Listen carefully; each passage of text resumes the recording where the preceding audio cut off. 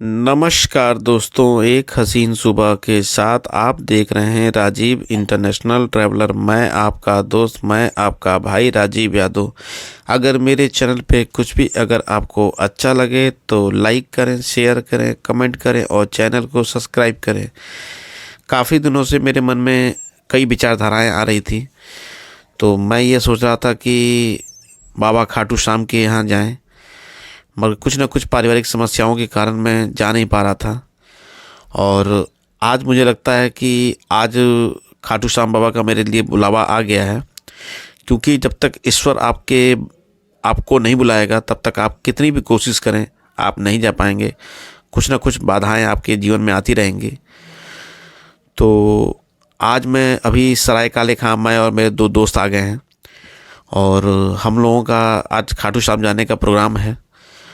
और हम यहाँ पे आए तो पता किया तो यहाँ पे कोई बस नहीं है अभी फ़िलहाल, क्योंकि यहाँ से 9 बजे एक बस जाती है रिंगर के लिए, तो ये डायरेक्ट जाती है और वहाँ से उतर के करीब 18 से 20 किलोमीटर की दूरी और बचती है, जिसे हम ऑटो के माध्यम से या और भी कई तरह के साधन हैं जिसके माध्यम से हम वहाँ पहुँच सकते हैं। मगर जो लोग निशान लेके जाते हैं वो यहीं से शुरुआत करते हैं, रिंगर से ही। लगभग यहाँ से 20 किलोमीटर दूरी उसकी पड़ती है, 18 से 20 के बीच में है। तो लोग निशान लेके यहीं से जाते हैं। और देखिए, हम लोग बस में बैठ गए हैं और बस धीरे धीरे चलना शुरू हो गई है।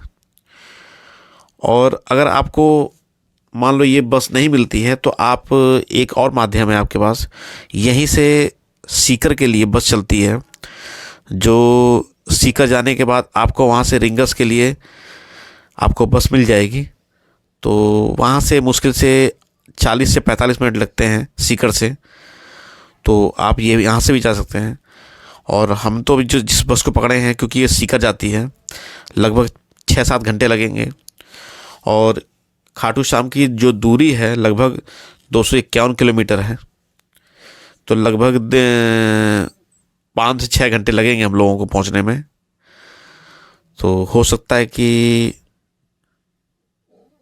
3 से 4 बजे करीब लगभग हम वहाँ पहुंच जाएंगे, अगर सब कुछ ठीक ठाक रहा तो।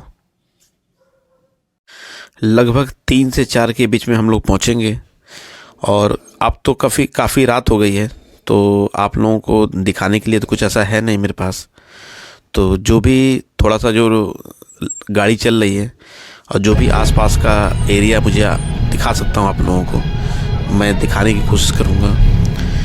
मगर आपको मैं यही कहना चाहूँगा कि आप अपने परिवार के साथ खाटू श्याम जाएं। और कहा जाता है कि कलयुग में ही ये जो खाटू श्याम हैं, यही कलयुग के भगवान हैं। और लोगों की ऐसी मान्यताएं हैं कि जो भी खाटू श्याम बाबा के शरण में गया उसकी सारी मनोकामनाएं पूर्ण हुई। और जो समस्याएं जीवन में लोगों की हैं वो भी सब समस्याएं पूरी होती हैं, दूर होती हैं। और बड़ा ही अच्छा दृश्य है, क्योंकि हम अभी साउथ एक्स पहुंच गए हैं और रात में सिर्फ लाइट का ही आपको मैं दिखा सकता हूँ, क्योंकि और तो कुछ मुझे दिखेगा नहीं, ना मैं आप लोगों को कैमरे के माध्यम से दिखा पाऊँगा। तो मैं यही कहूँगा, अगर आपको खाटू श्याम जाना है तो सराय रोहिल्ला से भी जा सकते हैं और नई दिल्ली से भी जा सकते हैं और पुरानी दिल्ली से भी जा सकते हैं। कई माध्यम हैं, और कश्मीरी गेट से भी जा सकते हैं। तो जो आपको अच्छा लगे, अगर नोएडा के आसपास आप रहते हैं तो मैं आपसे यही कहूँगा कि आप,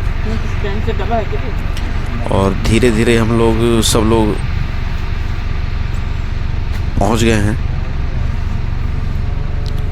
तो देखिए, और अब हमारी यहाँ बस रुकी हुई है। काफ़ी रात हो चुकी है, लगभग मुझे लगता है कि 3:30-4 का टाइम हो गया है और मैं सीकर स्टेशन पे, बस स्टेशन पे पहुंच गया हूं। और यहाँ से हम रिंगर के लिए बस को ढूंढ रहे हैं और हम रिंगर पहुंच गए हैं। और हम थोड़ा सा चाय वाय पीने की सोच रहे हैं, चाय वाय पी लें।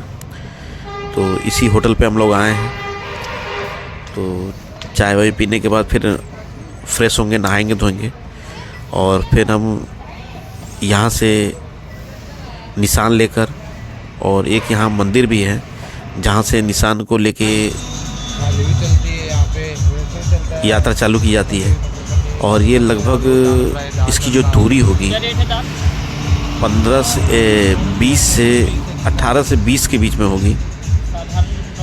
तो काफ़ी समय लगेगा। लोगों की अपनी अपनी धारणाएं हैं, अपनी अपनी विचारधाराएं हैं।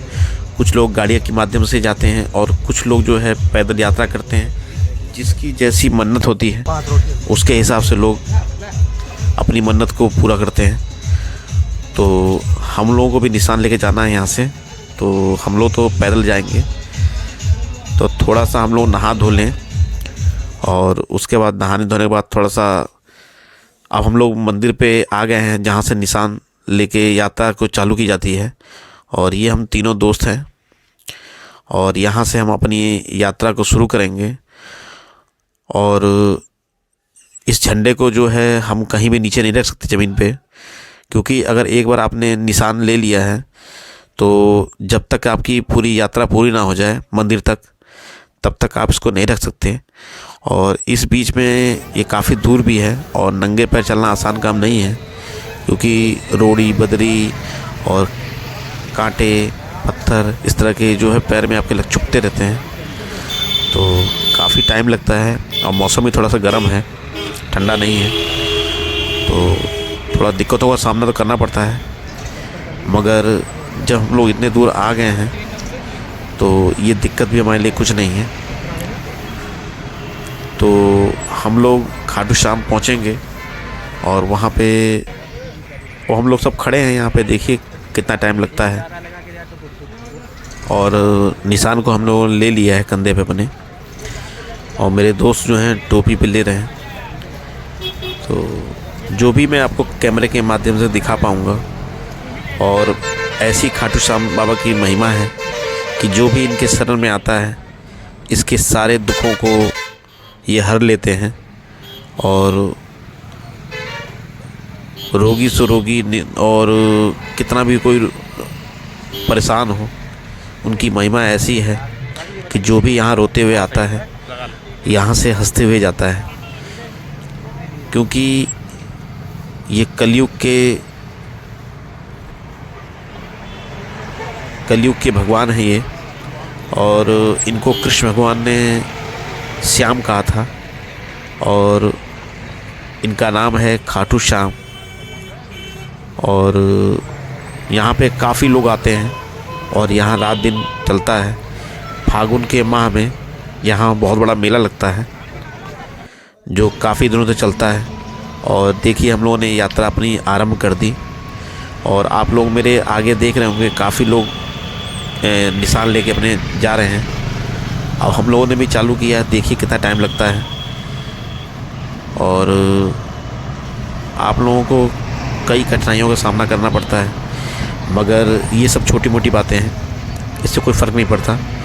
क्योंकि जीवन में बड़ा ही इस तरह का जो पल होता है बड़ा सौभाग्य का पल होता है। क्योंकि जीवन में कभी किसी को टाइम तो नहीं मिलता है, मगर अगर हमको कुछ पाना है तो कुछ समय अपने ईश्वर की भावना में भी, अपने ईश्वर के भी लगाना चाहिए आपको।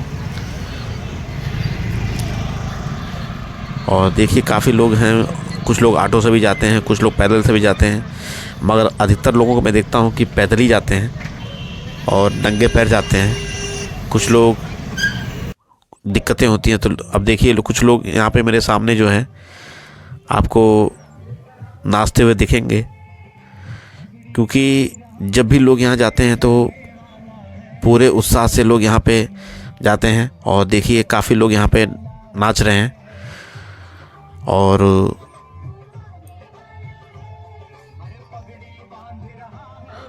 बड़े ही उत्साह से लोग जाते हैं और ये खाटू श्याम की यात्रा लगभग 18 से 20 किलोमीटर की है, तो लोग काफ़ी उत्साहित रहते हैं। खाटू श्याम का मंदिर बहुत ही प्राचीन है, लेकिन वर्तमान में मंदिर की आधारशिला सन 1720 में रखी गई थी। शीश दान से पहले बर्बरीक ने महाभारत के युद्ध देखने की इच्छा जताई थी। तब श्री कृष्ण ने उनके शीश को एक ऊंचे और उचित स्थान पर स्थापित किया और अवलोकन और दृष्टि प्रदान की, जिससे वो पूरा महाभारत देख पाएँ। अंत में श्री कृष्ण ने उनको वरदान दिया कि कलयुग में मेरे नाम से तुम्हें पूजा जाएगा, और जिस मनुष्य के भी कष्ट होगा, जो आपके मंदिर पे या आपकी पूजा अर्चना करेगा, तो उन भक्तों का कल्याण होगा। और उनकी माता ने उनको श्याम कह दी थी, तो कृष्ण भगवान ने उनको श्याम का उपाधि दी, जिससे आज उनको खाटू श्याम कहा जाता है। और बर्बरीक अपने पिता घटोत्कच से भी ज़्यादा शक्तिशाली थे। तो यही सब है मंदिरों के बारे में और उनके बारे में कहा जाता है। और ये राजस्थान में स्थित है, शेखावटी के सीकर ज़िले में स्थित है। यह प्राचीन प्रतिवर्ष फागुन महीने में मेला लगता है। श्याम बाबा की महिमा से बड़े कार्य संपन्न होते हैं। तो अब हम तीनों दोस्तों जो हैं जा रहे हैं, और इस यात्रा में बड़ी हमारी रोचक है। और अगर मेरे से कोई गलती हुई हो तो मुझे माफ़ करिएगा, क्योंकि जितनी मुझे अपनी जानकारी मेरे पास थी उतनी जानकारी मैंने आप लोगों को दिया। और मैं आप लोगों से यही रिक्वेस्ट करूँगा कि आप लोग जाएं, घूमें, टहलें और देखें, और ईश्वर की महिमा होगी तो आप लोगों का भी जीवन सुखी होगा और सुखद होगा। और आदमी को कोशिश करते रहना चाहिए जीवन में। आप कोशिश करते रहेंगे तो आपको कामयाबी ज़रूर मिलेगी। और देखिए, अनेक प्रकार की यहाँ ऊंची ऊंची इमारतें और बिल्डिंगें बनी हुई हैं, जो देखने में भी बड़ी अच्छी लगती हैं। और रोड पे काफ़ी भीड़ है, काफ़ी लोग रोड पे जा रहे हैं झंडा लेके, जिसे निशान कहा जाता है। और आप इस दृश्य को देखते रहें। महाभारत में काफ़ी देशों से लोग युद्ध करने के लिए आए थे। कुछ कौरवों की तरफ से आए थे, कुछ पांडवों की तरफ से आए थे। यह युद्ध सच्चाई और झूठ के बीच में लड़ी जा रही थी। तो उसमें काफ़ी बड़े से बड़े महारथी, बड़े से बड़े धनुधर, तो उसी में एक भीम के पुत्र थे घटोत्कच, और घटोत्कच के पुत्र थे बर्बरीक, जो आज के समय में उनको खाटू श्याम कहा जाता है। दिन व्रत रहता है और उनका पूरा नाम बर्बरीक था, पहला और लास्ट का रहता और है। वो भी इस युद्ध के लिए आए थे। मगर उनकी समस्या ये थी कि उन्होंने जब शंकर भगवान की तपस्या की तो उनको 3 अभेद बाण दिए, और उन्होंने उनसे ये वचन मांगा कि आप इस तीर का तभी इस्तेमाल करोगे, या इस बाण का तभी आप इस्तेमाल करोगे, जब किसी असहाय, कमजोर या किसी ऐसे आदमी के लिए आपको युद्ध करना होगा जो कमजोर हो, और अन्याय के खिलाफ आपको युद्ध करना होगा, तभी आप इस तीर का इस्तेमाल करोगे आप। तो वो भी पहुंचे थे, तो उन्होंने कहा कि मैं अभी तो युद्ध नहीं करूंगा, अभी मैं देखूंगा कि किसके तरफ से मुझे युद्ध करना है। जो हार रहा होगा पक्ष, मैं उसके तरफ से युद्ध करूंगा। और बोले कि मैं यह सिर्फ युद्ध एक बाण में ही खत्म कर दूंगा, पूरा युद्ध। तो कृष्ण भगवान के मन में बड़ी जिज्ञासा हुई कि ये 3 ही बाण है इनके पास और ये कह रहे हैं कि एक ही बाण में पूरा मैं युद्ध खत्म कर दूंगा। तो उन्होंने कहा कि रुको, इनकी परीक्षा ली जाए। जैसे ही उन्होंने परीक्षा, उनके मन में जिज्ञासा हुई, तो उन्होंने देखा कि एक पीपल का पेड़ है वहां पे। तो उन्होंने कहा कि मैं तुम्हारी बात को तब मानूंगा जब एक ही तीर में, उन्होंने कहा कि एक ही बाण से इस पेड़ के सारे पत्तों को मैं छेद कर दूंगा। तो कृष्ण भगवान के मन में जिज्ञासा हुई कि यह जो कह रहे हैं यह वो कर पाएंगे कि नहीं कर पाएंगे। तो उन्होंने कहा ठीक है। उसी दौरान में एक पत्ता जो है पेड़ से टूटकर और वो नीचे गिर गया, जिसको कृष्ण भगवान ने अपने पैरों के नीचे उसको दबा लिया। और जैसे ही बर्बरीक ने उस तीर को चलाया, पूरे पेड़ के पत्तों को छेदते हुए कृष्ण भगवान के पैरों के पास आके वो तीर रुक गया। और यह प्रतीक्षा करने लगा कि जैसे वो पैर हटाए, तो बर्बरीक ने इसको देखा। तो बर्बरीक ने कहा कि मैंने जो है पत्तों को आदेश दिया है छेद करने के लिए, तो आपके पैर के नीचे कोई पत्ता है पड़ा हुआ है, तो कृपया इस पैर को आप हटा लीजिए, जिससे तीर जो है अपना उस पत्ते को छेद कर दें। तो जैसे ही कृष्ण भगवान ने अपना पैर हटाया, उस तीर ने अपना जो उसका कार्य था उसने उसको पूरा किया। और तब कृष्ण भगवान बहुत ही चिंतित हुए और उन्होंने सोचा कि यह बर्बरीक तो पूरा युद्ध ही क्षण भर में ही समाप्त कर देगा।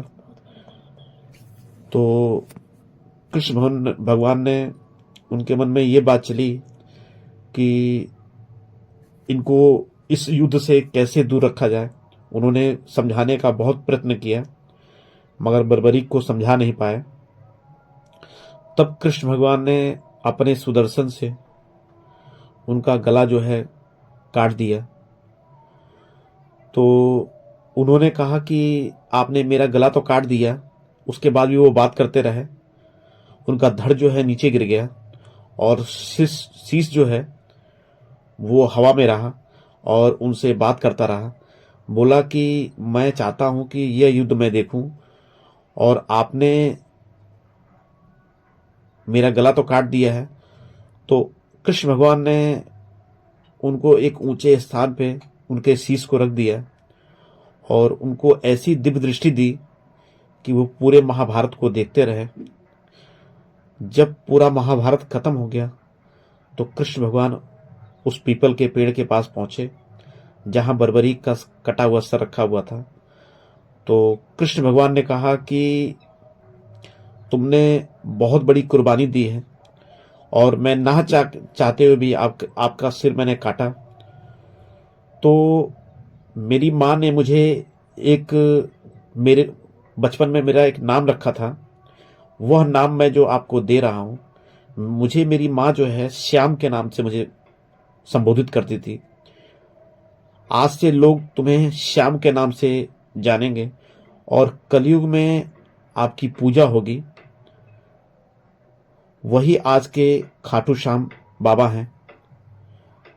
तो इनको वरदान है कि जो भी इनकी शरण में आता है, इनके पास वो ताकत होती है, वो ताकत है कि कलयुग में अगर भगवान ने भी किसी की किस्मत को लिखा है, अगर वो खाटू श्याम बाबा के शरण में आ गया, तो वो जो चीज उनको दुख कष्ट जो भी उनको लिखा हुआ है, उनकी ऐसी महिमा है कि उसमें भी राहत मिल जाएगी।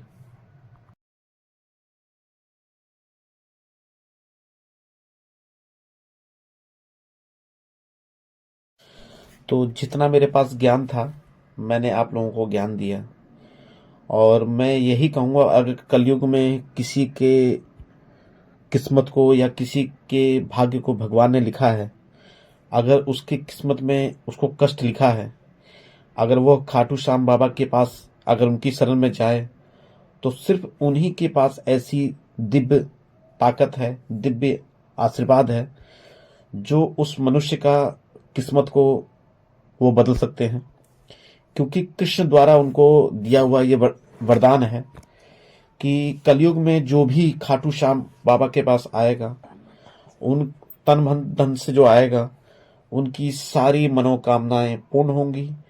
और यहाँ पे एक बड़ा ही दिव्य कुंड बना हुआ है जो अपने में बड़ा ही अलौकिक है। अगर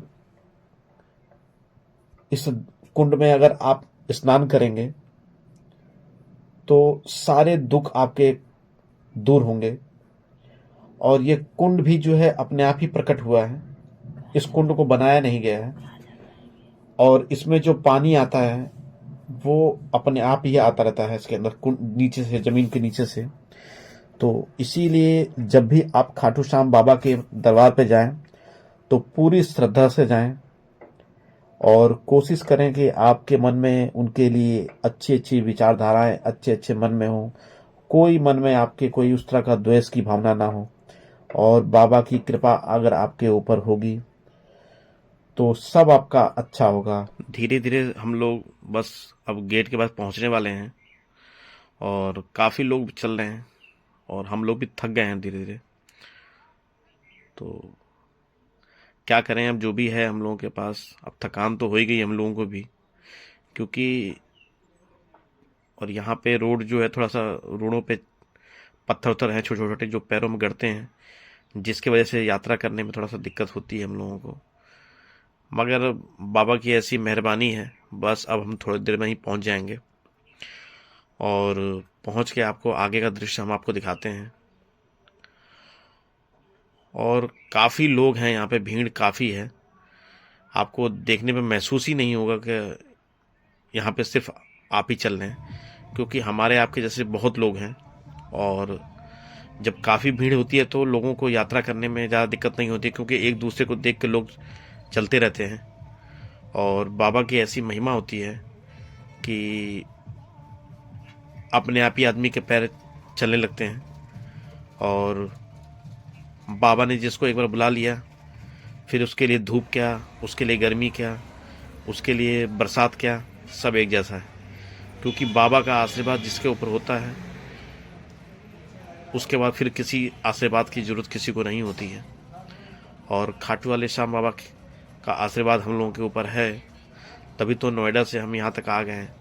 और हमारा प्रोग्राम जो है अचानक बन गया है। और ये मेरे दोस्त हैं, सब थक गए हैं, हम लोग आराम कर रहे हैं। थका तो मैं भी बहुत हूँ यहाँ पे, क्योंकि थकान की वजह से हम लोगों को महसूस हो रहा है कि हाँ हम लोग थक गए हैं। क्योंकि जब लगातार आप यात्रा करते हो, क्योंकि इसकी यात्रा का जो लगभग 18 किलोमीटर से 20 किलोमीटर लगभग है यहाँ पे, और जब लगातार आदमी चलता है तो थोड़ा थक जाता है आदमी। मगर हमको यात्रा तो पूरी करनी ही है और हम लोग चल दिए। और ये मेरे देखिए दोस्त हैं, थोड़ा सा मौज मस्ती करते हुए दोनों, और कह रहे नहीं थोड़ा मेरी ही फ़ोटो खींच दो।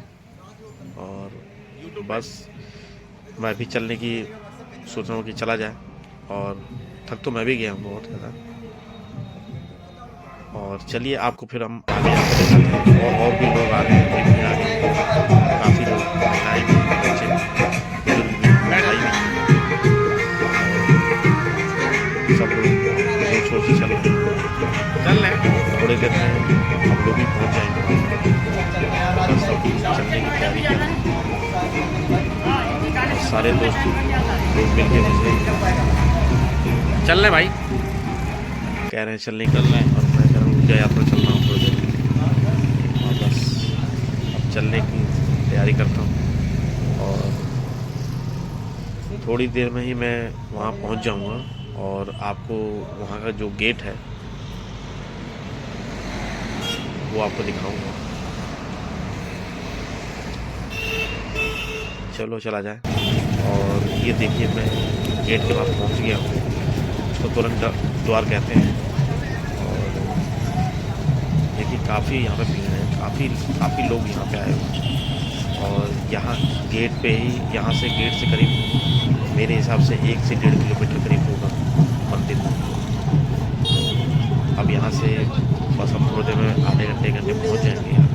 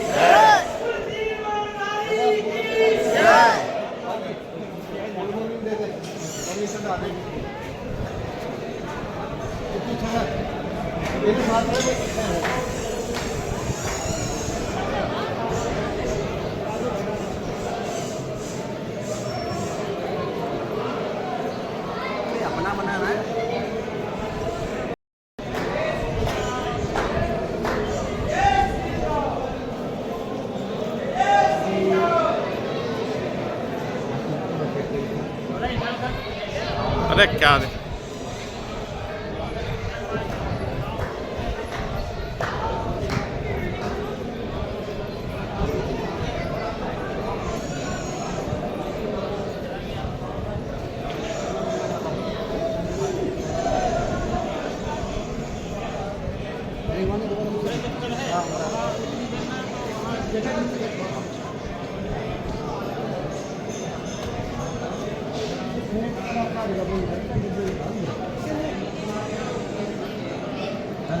सामने स्कैन करेगा तो ले रहा है।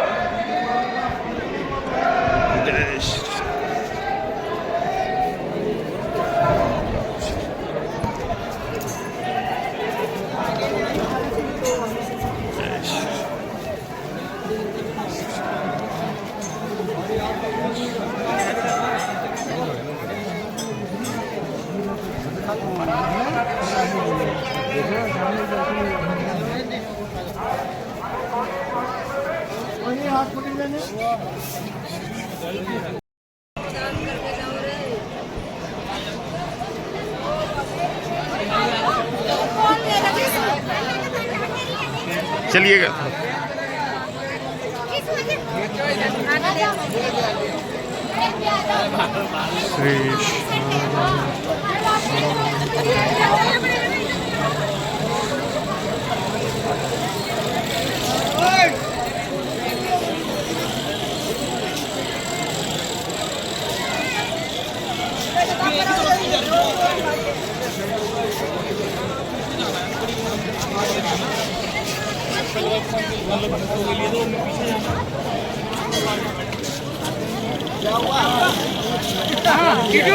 क्या हुआ? वो कोई ना कोई सामान बुला के काली बटला लियो।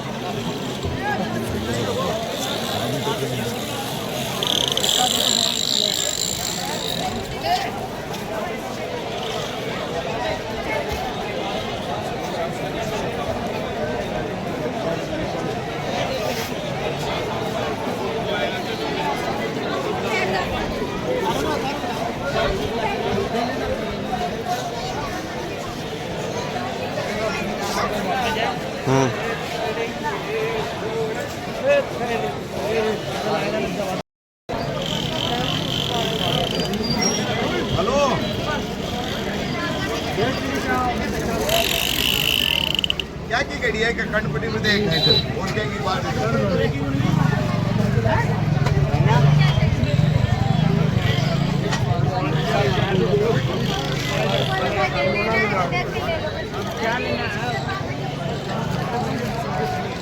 कहाँ गया टिट्टू?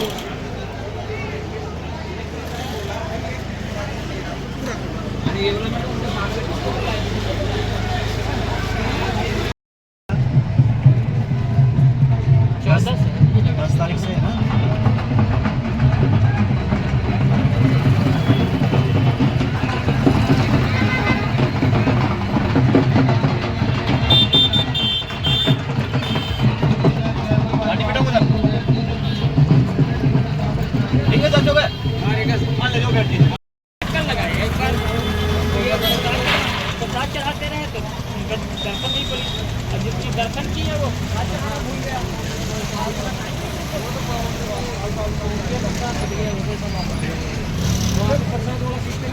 जब नोएडा से यहाँ तक आए हैं तो फिर चलो, चलो वो तो बढ़िया हो गया। जब इतना रिंगस से यहाँ तक पैदल गए, उतना वहाँ से आए, चलने गए थोड़ा और सही, क्योंकि अच्छी बात है दर्शन करने के लिए 2 बार 3 बार बहुत बढ़िया है।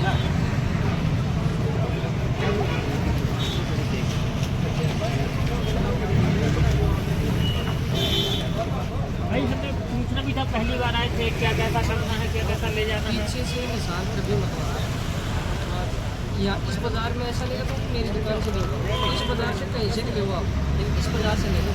इस बाज़ार में 3-4 दुकानें हैं, वहाँ से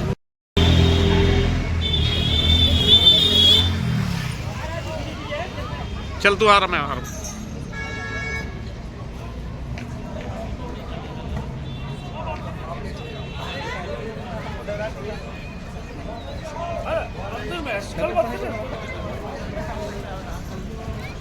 हाँ हाँ 10 बजे मंदिर का पट बंद हो जाएगा।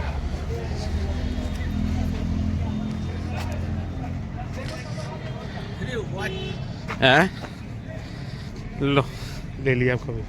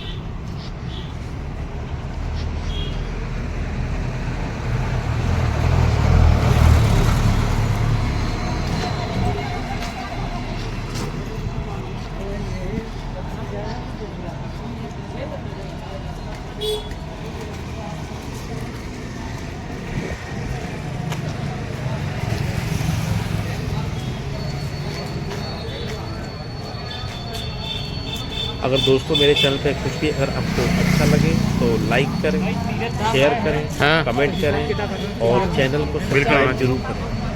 आप लोग जो चैनल सब्सक्राइब करते हैं और जो कमेंट करते हैं उससे मुझे ताकत मिलती है, क्योंकि मुझे अपनी गलतियां सुधारने का मौका मिलता है। आप मेरे भाई और बंधु की तरह हैं, आप मेरे परिवार की तरह हैं और मैं चाहता हूँ कि आप लोगों का इसमें मेरे ऊपर हमेशा बना रहे, जिससे मुझे और अपनी वीडियो में अच्छा जगह घूमने जाना और अच्छी सी बातें आपको मैं बता सकूं और अपने कैमरे के माध्यम से आपको अच्छा दिखा सकूं।